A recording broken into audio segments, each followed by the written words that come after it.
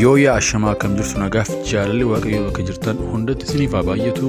Kun YouTube chaanalii Boonsaa Addisuu Guuteeti. Viidiyoo kana keessatti mucaa maatii kiristiyaanaa kan ta'e tokko dorgommii yookaan chaalenjii TikTokii gubbaatti dhiyaate irratti hirmaatee lubbuu isaa dhabe tokko maal ta'ee akkamitti du'ee wanta jedhu isiniif dhiyeessinaa. Kan biraan immoo obboleettii keenya mishiinarii Obsiyaa Siraat kan jedhamtu baadiyyaa Itoophiyaa guutummaa keessatti olii gaddeemtee wangeela lallabaa kan jirtu ergaa ariifachiisaa isheen dabarsite isiniif dhiyeessinaa. Haga xumura sagantaa keenyaatti nu waliin turaan affeerraa keenya jaalalaati. YouTube chaanalii kana subscribe gochuudhaan akkasumas mallattoo beelii banaa gochuudhaan maatii keenya jaallatamoo ta'a jenna. Gara dubbii keenyaatti ceena. TikTokiin isa ajjeese. Dubbiin isaa akkas ture. Mucaan kun Jooshuwaa Haayileyyesuus jedhama. Umuriin isaa waggaa 12 yoo ta'u biyya Ameerikaa kutaa Koloraadoo jedhamu keessa maatii isaa waliin jiraata. Tapha TikTokii irratti Black Out Challenge jedhu labsameen hiriyoonni isaa gaafa taphatan argee innis yoon taphadhe malee jedha. Taphni kun dorgommii daqiiqaa muraasaaf otoo afuura hin baafatin abbaa daqiiqaa baay'ee turudha. Mucaan Jooshuwaa jedhamu kunis yaalee haa ta'u malee xumurri isaa hin bareenne. Jooshuwaan of wallaalee miidhaan sammuu cimaa ta'e irra qaqqabe. Hospitaala daa'immanii Koloraadoo jiru geeffamuun yaalamaa otoo jiru guyyaa 19 booda du'aan addunyaa kanarraa boqote. Obboloota koo gurri keessan waan hamaa akkasii isin hin dhageessisin. Waan nuti akka salphaatti eegallu badii hamma kana namarra ga'uu danda'a. Miidiyaa hawaasaa waan sin miidhuuf sin fayyadu adda baasaa fayyadamaa. Dorgommii chaalenjii jedhu yeroo baay'ee keessumattuu dhiyoo kana akka faashiniitti eegalamee jira. Yaaluun dura faayidaan isaa maali? Miidhaan isaa maali jennee yoo gaafanne malee namni kaan waan godhuuf gochuuf ariifachuun gaarii miti. Waan hundumaayyuu ija ogummaatiin ilaaluun immoo abshaalomuudha. Waaqayyoo hunduma keenya nu haa tiksu. Ergaa koo kana dhaggeeffadhaa. Namoota kan biraatiifis share naaf godhaa. Nagaa fi araarri waaqayyoo bakka jirtanitti isiniif haa baay'atu. Akkuma isin beektan ani obboleettiin keessan mishiinarii Obsiyaa Siraat wangeela mootummaa waaqayyoo iddoo wangeelli hin geenye baay'eetti akkan lallabaa jiru karaa sooshaal miidiyaa adda addaan ilaalaa jirtu. Obbolaan koo baay'een na jajjabeessaa jirtu. Waaqayyo guddaan isin haa eebbisu. Har'a waan tokkoon isin beeksifachuu jaaladhe, innis wangeela jireenyaa kana dhaloota kana biraan ga'uudhaaf wantoota baay'eetu nama barbaachisu. Isaan keessaa tokko sagalee guddistuudha. Sagalee guddistuun yeroo baay'ee karaa gubbaatti ba'ee yeroo sagalee koo qofaan lallabaa.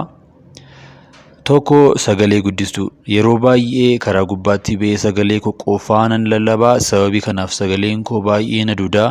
Akkasumas dhukkuba toonsiliifan saaxilama.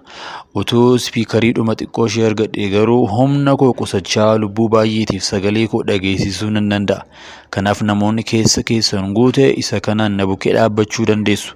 2 filaayerii jechuunis barreeffamoota gaggabaaboo dhugaa ba'uudhaaf gargaaran naaf qoodaa. Fakkeenyaaf dhaabbanni mishiinaroota biyya kana keessa jirtanis ta'e kan biyya hambaa jirtan kanaan na gargaara.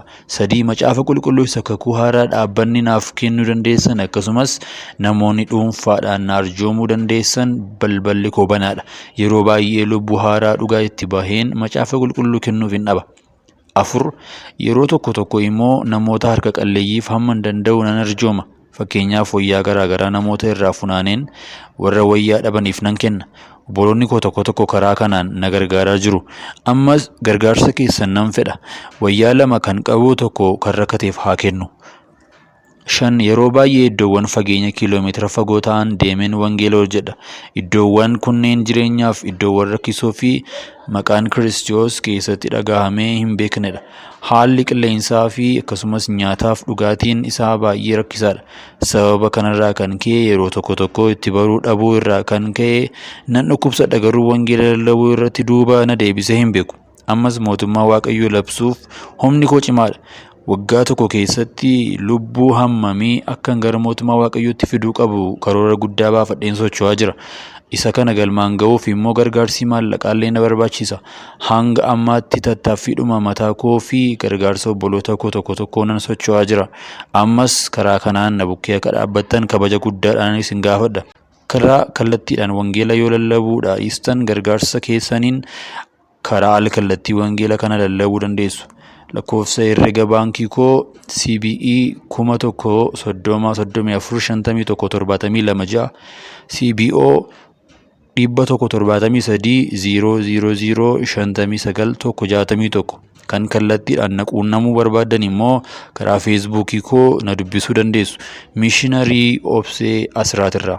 Xumureera isinan jaalladhaa hubachiisa ija jaminaan akkan isin gaafadhe nan beeka gaaffiin kun hundumtuu fedhii ani wangeela Kiristoos dhaloota dukkana keessa jiru kana labsuudhaaf qaburraa maddee kanaaf adaraa keessan karaa biraatiin akka na hin hubanne harka wal qabnee dhaloota kana dukkana keessa yaasna.